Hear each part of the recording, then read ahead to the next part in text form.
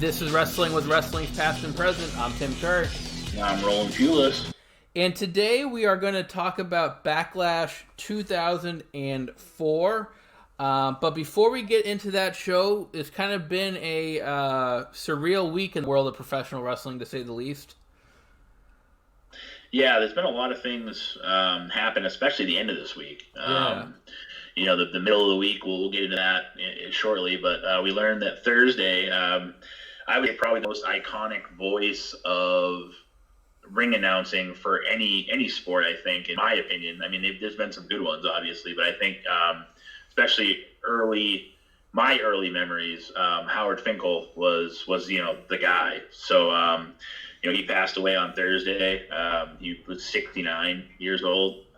So thoughts and prayers to Howard's family and to the WWF, WWE family that been through a lot with him.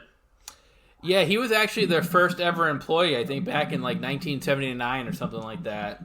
Yeah, I heard that. Yeah, Stephanie McMahon, when she posted on Twitter, that was one of the things she said as well too. That that Howard was the first WWE employee. Yeah, and it's a sad time. I mean, when you think of iconic voices in WWE history, I mean, you obviously think of Jim Ross, but I think Howard Finkel is right up near the top of the list too. Just the legendary matches that he has announced, all the WrestleManias that he's been a part of. So just a sad time. But I guess he was pretty sick towards the end of his life there, which I didn't realize. And I know that Bruce and Conrad talked about it on their podcast a little bit Friday that came out yesterday.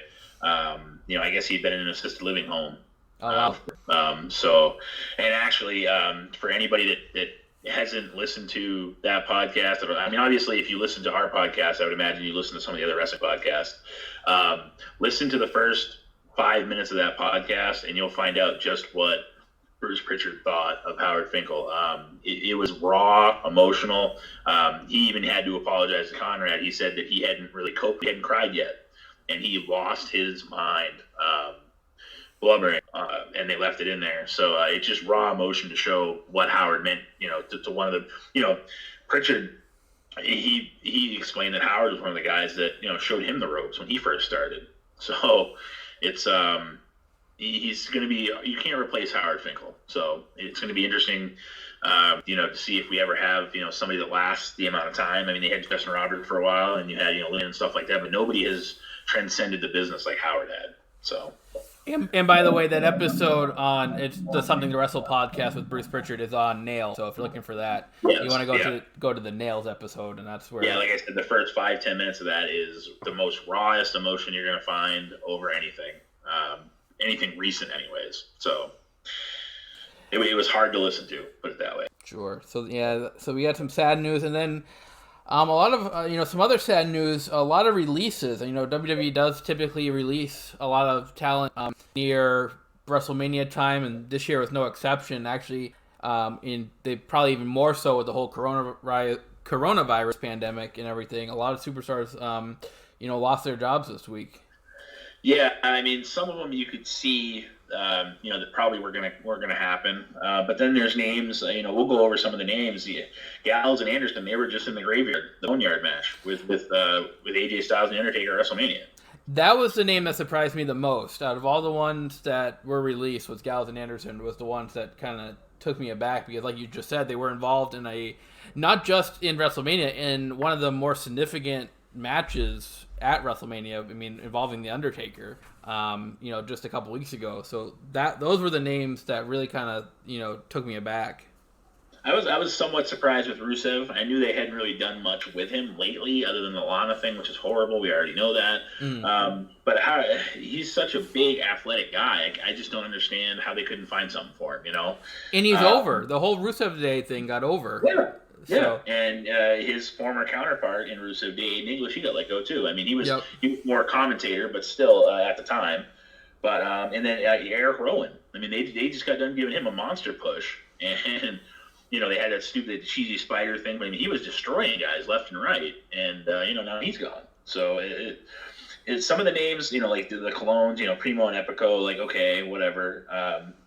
No Way Jose has been jobbing since he came from NXT. Really, he hasn't really done anything. I know jobber's a terrible term, but I mean that's what he's been doing. He's been going out and losing matches left and right to enhance. He's an enhancement talent, and but yeah, the surprising names like you said with Gallows and Anderson, but you had Drake Maverick, Kurt Hawkins, Zack Ryder, Heath Slater, Luke Gallows, Carl Anderson, Rusev, No Way Jose, Sarah Logan, Mike Henry Ellis, Aiden English, EC3, Leo Rush, Eric Young, Primo and Epico Cologne, Eric Rowan, Deonna Purrazzo of NXT, Alexander Jasek from NXT, MJ Jenkins from NXT, Josiah Williams from NXT, Dorian Mack from NXT, and then this was interesting, Mike Chioda, referee who's been with the company. I mean, we're going to talk about Backlash 04. He did half the matches on that pay-per-view. Yeah, I know. So, those are some interesting names. And then you have the coach of the Performance Center, Serena Deeb, who was in the Straight Edge Society with Gallows and Punk when they actually shaved her head. She's been around. They just came back recently. Ace Steel and Kendo Cashin. And then the producers that were furloughed that are expected, from what I read, to be back in July. The ones that want to come back. Kurt Angle, Lance Storm, Mike Rotunda, Sarah Stock, Dave Fit Finley, Hurricane Helms, Pat Buck, Sean Devari, Scott Armstrong, Lance Storm. So that's the list as of right now. I've heard there's still more coming. I don't know how true that is, but we might have something to talk about next week too. Yeah. It's a crazy time in the world, and we wish all those that got laid off or furloughed the best. And hopefully this is not the time to be looking for a job right now. No, and like you said, they always have layoffs usually after WrestleMania. There's always, but I mean, it's never to this extent. It's usually 4 or 5 people here, and then maybe a couple people there. But I mean, this was like 30 names. Yeah. Like right in a row and I guess Vince had a video that he did, a video that he had everybody watch, and then right after that, the call started coming. At one point, WWE.com couldn't even keep up with the names that had been getting released. They were getting their phone calls, and the superstars were posting on Twitter before WWE.com picked up on it. Oh yeah, it was definitely fast moving the day of these releases. So, and some of the producers have been with the company for a long. Mike Rotunda, that's Bray Wyatt's dad. In case anybody keep watching at home. Yep, the former IRS. Yeah, he's been around forever. Fit Finley, ever since WCW closed, he's been there since So some of these guys have been there a long time. Yeah, speaking of Fit Finley, he was more in charge of the women's division. He was really instrumental in training a lot of the women's talent that they see now. Yep, he was the one that that did a lot of the producing of some of the best matches that I've ever seen from some of the women. So it's interesting time to say the least. But like I said, from what I heard, they're expected to be back in July. So we'll see how that goes. So yeah, we felt like there was a lot of news happening this week that we felt like we needed to touch on it before we got into our actual topic for the day. With the passing of Howard Finkel, all the releases, it's something we felt like we needed to address here. Yeah, we kind of did the present first today. Yes. Because that is very much the present. And then, with Backlash 04 being, like I said, Mike Chioda did about half the matches on the show. Yeah. So I thought that was ironic. He was in there a lot, so. So let's get to it. Backlash 2004. It took place on April 18th, 2004. So that makes today the 16th anniversary of the show. The show went down in Canada. You have 9 matches on the show, with 1 being on Heat, and then 8 matches on the actual card. So let's get right to it. The match on Heat, you saw Val Venus getting a win over Matt Hardy. This match actually got a pretty decent amount of time for a Heat match, almost 8 minutes, which that's kind of unheard of on Sunday Night Heat. Yeah, it seems like everyone we do when they have dark matches and Heat matches, they're like 3-4 minutes. So this is pretty much double the time they were giving anybody. But they were 2 very talented workers. Val Venus, Sean Morley. I think he's one of the more underrated talents of the past 20 years. I think he had a horrible gimmick, I think, to begin with. He made into one of the better gimmicks. I mean, you can't look back on his gimmick of essentially being an ex-porn star and think that's going to get any traction. But he made it believable. And like I said, there's not very many people that I could think that could pull the gimmick off and make it, make people even care about it. So, and then Matt Hardy, we know what Matt Hardy is. He's been around forever, and he's one of the better talents. That's transcended the business from the early the late 90s all the way till now.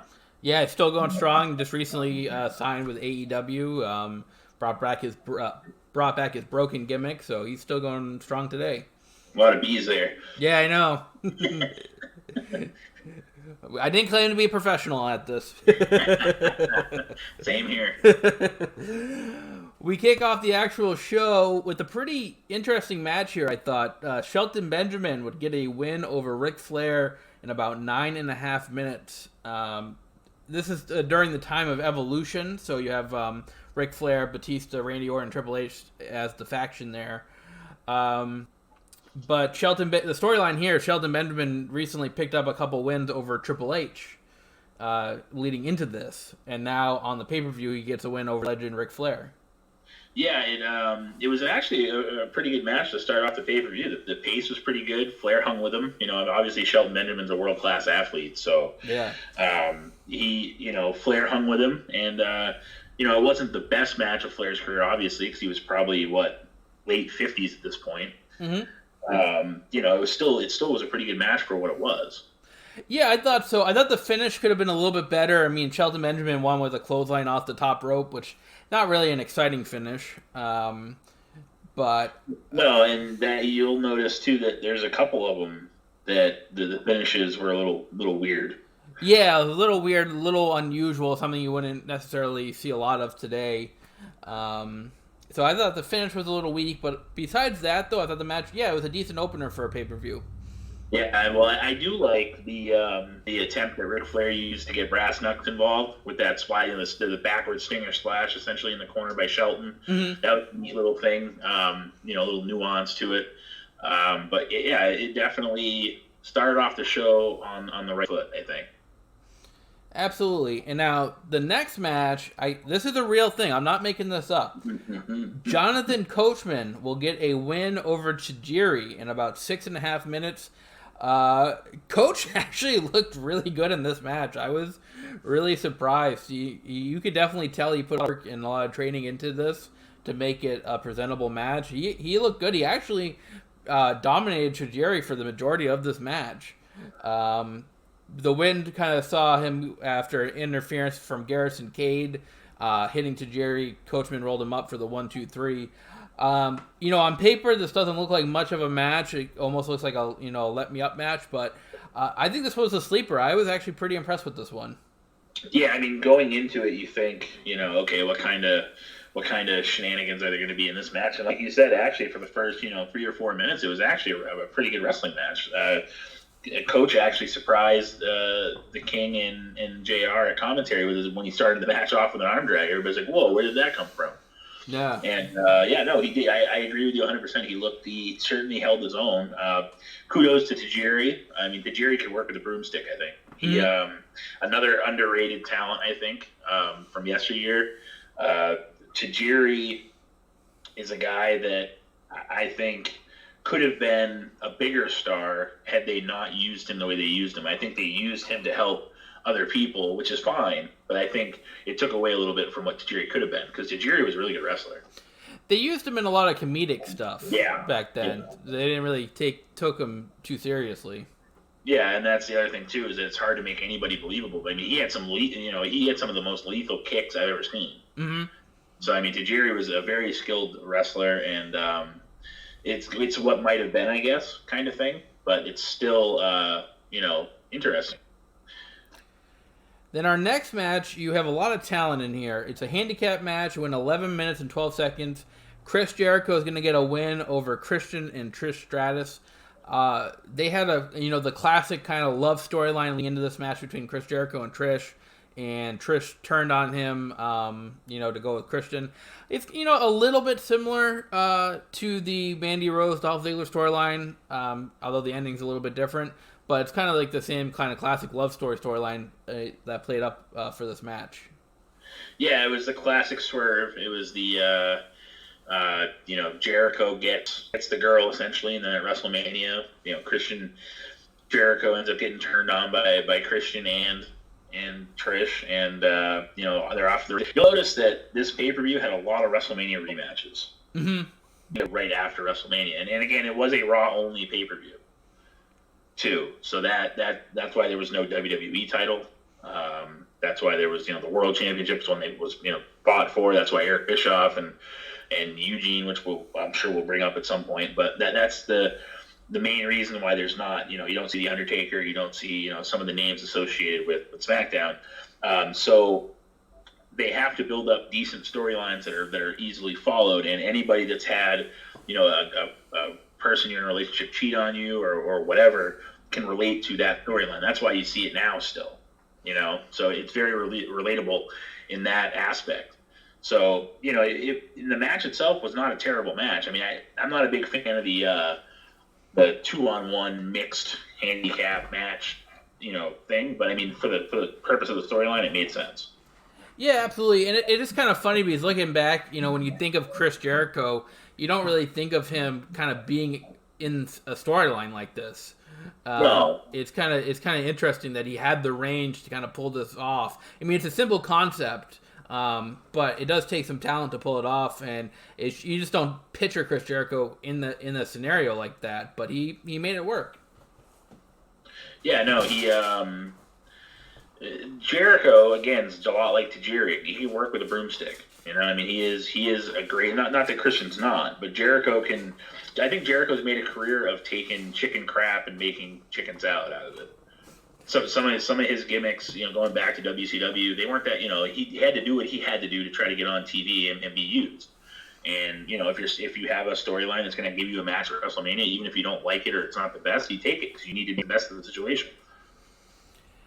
And just one more note I want to make about this match, where you talked about the finish of the Ric Flair Shelton Benjamin match. This one also kind of had a little bit of a weak finish to me. Just running into Guri was the finish. Chris Jericho on Christian there. So I just wanted to make that note. I thought there was like a running step up into Guri to finish the match off. Yeah, after Christian had essentially run into Trish in the corner. I mean, with some help, obviously. But, it was definitely an odd finish. Like I said, there was a couple of them in this show. And then going back to Tajiri, I wanted to point out, he made his return back in 2016, 2017-ish for the WWE. He was in the Cruiserweight Classic. Oh, wow. Yeah, that's right. I had to look it up. But he then went to 205 Live for a little while. So, I mean, he's, again, a guy that they thought high enough of him to have him. And, he was in his late 40s at this point. And he could still go. And, he actually made it to the second round. He was actually eliminated by Grand Metalik, who was part of the Lucha House Party. But, I wanted to go back a little bit just to touch on that, too. So, again, a guy that I think they know can perform in the ring. Why else would you be almost 50 and still running? Yeah. At that level. He's in keeps himself in great shape. I mean, like you said, he can go with anybody. Yep. Next up, we have a singles match for the WWE Women's Championship. You have Victoria getting a win over Lita here in about 7.5 minutes. Victoria's kind of a name we don't really hear about much nowadays, but she could go. This was actually a pretty good women's match. I don't think it compares to some of the women's matches you see in this era, but back then, women's wrestling, there wasn't much of an emphasis on it. So for being what it was in the era that it was, I thought this was a pretty good match for the title. Yeah, no, it certainly surprised me. I forgot, Victoria has been around for a while too, and I forgot how good that she was, when she first broke on scene. And Lita's Lita. She's been around for a while too. And you're right, it was definitely, that type of match was pretty much the precursor for what we have now. Mm-hmm. Because, like you said, a lot of it was, bra and panties matches and all this, stupid, pudding matches, and obviously it's for sex appeal, and I get it, but this was actually a wrestling match. And it was a pretty good wrestling match between two competitors who, especially in Victoria's case, probably don't get enough credit for helping kind of blaze the trail for the women's evolution. So, Lita's name comes up a lot. She's been, on TV here and there for the last couple of years, in the different Trish storylines and stuff like that. But, I forgot how good Victoria was. It was a very, very good women's match. Yeah, absolutely. Go back and watch this one. Two good workers here. Definitely great match. And speaking of great matches, the next one, probably my favorite match on the whole show, Randy Orton and Cactus Jack or Mick Foley. It's a hardcore match for the Intercontinental title. Plenty of time here, 23 minutes and 3 seconds. This was a brutal hardcore match, but it was awesome. There was so much back and forth, a lot of high spots, a lot of barbed wire in the match. There's a lot of blood too. Just FYI if you're gonna go back and watch this, but there was just it was such a great match. There's like I said, so much back and forth to it. Everything they did made sense. It was one of the better hardcore matches that you'll ever see. Yeah, to quote my son Hunter McFlurry, he did. Mick Foley did a great job here of leading Randy Orton in a hardcore match. Because Randy Orton up until this, how long had he been in the business at this point? A couple years? Just a few years, yeah. Mick Foley obviously was the guy, setting the pace and kind of leading the match, I would imagine. But Randy Orton more than held his own, and I think that this type of match really shows how good Randy Orton has become. If you look back on it, it was still a good match, but you look back on it now and you think some of the more dastardly, dirty things that Randy Orton's done in his career, to be that Viper, this is kind of like the beginning of it. Yeah, absolutely. This is back when he was doing the whole killer gimmick. So it made sense, to go after a legend like Mick Foley, Cactus Jack. One thing I wanted to note is if you ever listen to Eric Bischoff's podcast, 83 Weeks, you know that Eric, not a big fan of gimmick matches or hardcore matches because it doesn't make sense. Like, why does everything, just why is everything under the ring for these guys? But he on a recent episode, and I forget the match he was talking about, so I apologize. But he was saying he actually didn't mind the hardcore match because it made sense because the guys brought their own weapons to the ring. And Randy Orton brought his own weapons to the ring here. He had a trash can full of weapons. So I just that kind of reminded me of what Eric Bischoff said. It adds to the realism to it. Yeah, a random board with barbed wire on under the ring. Yeah, that's true. Mick Foley, obviously, the thing is that Mick Foley must have planted that there ahead of time. But like you said, when Orton came out with the trash can and all this stuff in it, he had the thumbtacks. Yep. So I totally agree 100% with you and Eric Bischoff that it at least it shows it doesn't make wrestling fans look stupid. Mm. Because like you said, it's one of those things where why would there be a piece of plywood with 27 miles of barbed wire rolled up on it under the ring? That's not a tool that like you can use to put the ring together. Like if if Triple H grabs a sledgehammer in the ring, you're like, oh, maybe they use that to pound some stakes into the maybe there's some railroad tie type things you have to pound to. Like, at least it's somewhat believable.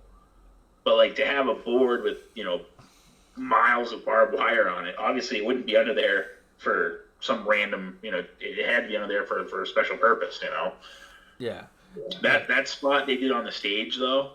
When Mick Foley threw Orton off the stage and then dove on him after that, what a crazy spot to look back on. Because, if Mick Foley had run a little bit further, he could have kicked him.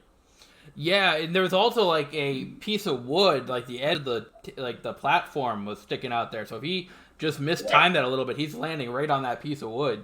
Yeah, it was definitely a cool spot. And then it was funny during the match. You look back at certain points and you see Orton after he took the thumbtack spot trying to nonchalantly pull these thumbtacks out of his back. Yeah. During certain parts of the match, you see him like reaching up and flicking his finger at him and trying to get him out.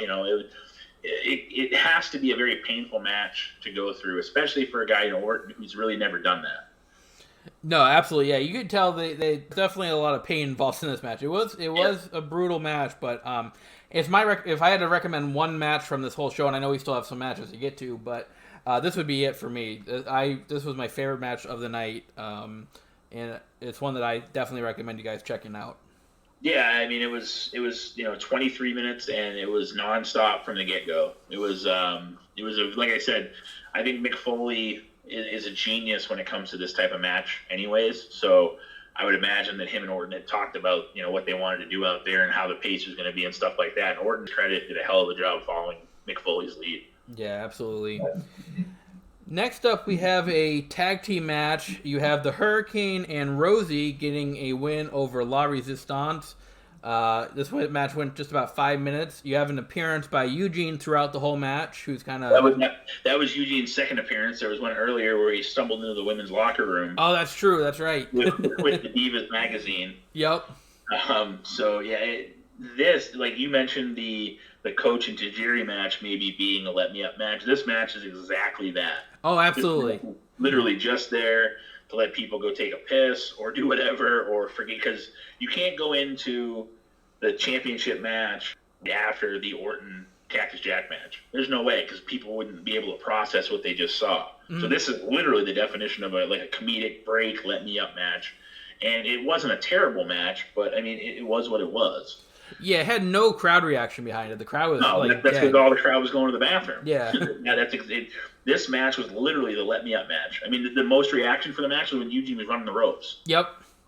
So, I mean, and this is really before, they're trying to get the Hurricane and his superhero in training, Rosie. They're trying to get, that duo over, and they were somewhat over. I'll give them that. They weren't, terribly over, but, so they figured it was a good spot to put, La Resistance of Rob Conway and Sylvain Grenier, out there to, obviously it's funny too, because the villains essentially were from Canada. Well, Grenier is not, he's French Canadian. So yeah, and Rob Conway, he was a French sympathizer from Kentucky, I think. Yeah. So it was funny. Like, who do you want the crowd to root for here? Yeah. It's a weird, like you said, it was a let me up match. That's exactly what it was. Absolutely. Next up, you have a match between a Hall of Famer and a future Hall of Famer. You have Edge getting a win over Kane in about 6.5 minutes here. Storyline: Edge just returned after, I think it was 13 or 14 months off, and he has a broken hand, and he has a cast on it, and he's using the cast as a weapon. But there's a stipulation in this match: if the referee sees him using that cast, then he's going to be suspended. Well, of course, the referee is going to be knocked out, and Edge is going to use the cast to get the win here. So technically, the referee did not see it, so therefore, no suspension. Yeah, I mean, this match was just meh. Yeah. I mean, two really good performers, but it wasn't a very good match from either one of them. I mean, it wasn't a terrible match either, but it just wasn't. It was hard for me to stay invested in this match. Yeah, it really was for me as well. I mean, it just wasn't captivating to me at all. No, I mean, you knew what was going to happen. I mean, look at people like, Randy Orton's dad, Bob Orton. His arm must still be in a cast. Yeah. And obviously you know what the cast is there for. Whether it's a fake broken hand or real broken hand, it's going to come into play eventually. And them saying that about not seeing it and everything, all you're doing is telling people what you're going to do. Yeah, it was a very predictable finish to this match. Not a whole lot there. Kind of almost another let me up match before we get to our world title, which is where we're going to go to right now. It's a triple threat match for the World Heavyweight Championship. Chris Benoit here will get a win over Shawn Michaels and Triple H. This match, plenty of time here, 30 minutes and 12 seconds. I understand if it's a little odd to, a little awkward to watch Chris Benoit matches. It is a little for me too, even to this day. And we're talking the tragic events happened 13 years ago. But they happened in 2007. This was 3 years before all that happened. Yeah. So I mean, but if you take all that out, I mean, this was a really good triple threat match. I'm not a huge fan of triple threat matches. I think they kind of get a little, clustery, I guess it would be a good word. But this one I thought was really good. I thought there was a lot of good action, a lot of good psychology here, a lot. What they did made sense in this match. So I thought this was a really good triple threat match. Might have been a little too long for me. 30 minutes is kind of it's challenging to get through a 30-minute match, but when you have talent this good, it makes it a little bit easier. Yeah, I mean there was a lot of false finishes, as there always are in triple threat matches. The one thing I will say, and I might be one of the people that has a little different opinion on the Benoit thing. Obviously I'm not going to condone what happened when anybody that's a wrestling fan knows what happened. But as a performer, you almost have to separate the two, and it's hard to do. I get that, and I might be looking at it the wrong. But from my point of view, the performer Chris Benoit is not the murderer Chris Benoit. I know they're the same person. I get that.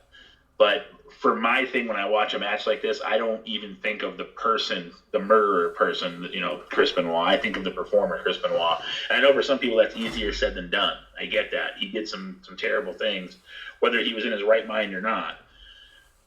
But that being said, this match was a very good match. And like I said, you have to separate the two. You can't go into this match knowing, well, Chris Benoit killed his wife and his son and then killed himself. I mean, yeah, that is what happened. However, back in 2004, none of that had happened, obviously. So at that point, he's just a performer. He's not a murderer. He's not anything. So I hear a lot of people like, Jim Ross made the comment that, Benoit should never be in the Hall of Fame. I'm not saying he should be in the Hall of Fame. I'm saying that you have to separate his career from what he did, in my opinion. And again, it could be a hot button topic or a bad take, but that's my take on it. The match itself was a very good match, like I said. I like the finish where Benoit had Shawn in the sharpshooter, and Triple H tries to climb back into the ring after he had been eliminated from the ring itself, and he's reaching out for him before Shawn can finally tap out to the sharpshooter. That was a pretty cool finish. Yeah, I thought so. Especially, too, you got to remember, this is taking place in Canada. So Benoit from Canada's got the home crowd advantage. And the crowd throughout the match is, referencing the Montreal Screwjob. They're chanting, "You screwed Brett." Yeah. So it kind of, I thought that added a nice element to the finish that they used the sharpshooter to win. Given the events, given the facts that it's in Canada, we're coming off, well, we're not really coming off the Montreal Screwjob, it's 7 years later, but still, it's fresh in people's minds. So I thought that made the sharpshooter finish even more creative. Yeah, and then, this is also another rematch from WrestleMania. So to not make it like the same match, you can't have Triple H lose again. Sure. So you had to have Shawn lose if you're going to keep the belt on Benoit, because at WrestleMania, Triple H tapped out for Benoit to get the world title. So this way, it still keeps Triple H in the title picture because he didn't lose, and it makes Shawn Michaels the scapegoat for that, for saying, well, I didn't lose, Shawn did. So like it works. It was very creative because all it would have done, and everybody can say what they want to say about Triple H as well, about making people and keeping people down and all this stuff, but to keep Triple H relevant and still have him be the leader of Evolution at that time, you couldn't have him lose 2 matches in a row like that. You just couldn't. Because then, if he loses a submission 2 matches in a row, they're going to say, well, he's just a big baby. Just taps out, and, he's not believable. At least this way, it gives him a leg to stand on. He didn't tap out this time. Shawn did. Yada, yada, yada. Yeah, definitely completely agree with you. So, this would be, if I had to pick another match besides the Randy Orton Cactus Jack match to watch from the show, this would be it. If you, keep in mind, it might be tough to watch a Chris Benoit match. We get that. But like Roland said, you kind of do have to separate, you kind of have to take that out of it to fully enjoy the match. Yeah, I mean, and like I said, I don't condone what he did. And yeah, what he did was horrible. However, this was 3 years before that happened. And, you have to look back on it on that. Like, he was a great performer before any of all that happened. Granted, I'm not condoning it, and I get that it happened. I'm not trying to glorify a murder or anything like that. I'm just saying, to look at it properly and watch it as a fan of wrestling, you have to say, okay, this is a wrestling match. They put on a great show. He had a great match, and that's it. You can't, well, he killed his, wife and his son 3 years later. Well, yeah, he did. But that's not what he was doing this night. And again, I'm not condoning that by any means. I'm just saying that you kind of have to do your best to separate the two. No, definitely agree. Overall, I thought this was a pretty good show. I think this is a solid 7 for me.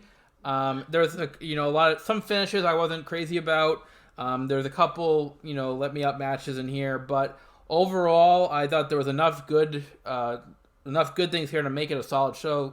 So I would give it a 7.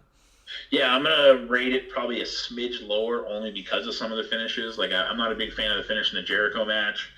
If he was using his code breaker at the time, like, that would have been a good way to finish it. But a step up in Naguri, I mean, it was a weird way to finish the match. So I'm gonna probably call it a solid 6, and that's only because the Cactus Jack Orton match and then the triple threat match at the end really brought the show back up. Because before that, it was just an okay show.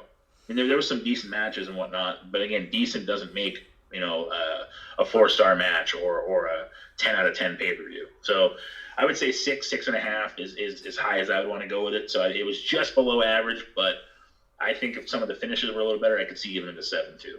Sure, absolutely. So that's our breakdown on Backlash 2004. Coming up for you next week, we have Unforgiven in Your House 1998. Next week will be one day shy of the 22nd anniversary. A lot of good stuff in that match. You have the first ever Inferno match. You have the first ever Evening Gown match. So a lot of good stuff to talk about with Unforgiven in Your House 1998 coming up next week. Yeah, it should be interesting to go back. This is, to me, back when the Attitude Era was just starting out and becoming a thing. This is like my childhood. So like anytime we can go back to the mid to late 90s to the early 2000s, that was my heyday, the biggest part of my fandom. So I love going back and watching these shows. So same here. Looking forward to it. That's coming up for you next week. Until then, though, everybody stay safe, and we will be back next week. And until then, I'm Tim Kurt. And I'm Roland Pulis. And this is Wrestling with Wrestling's Past and Present.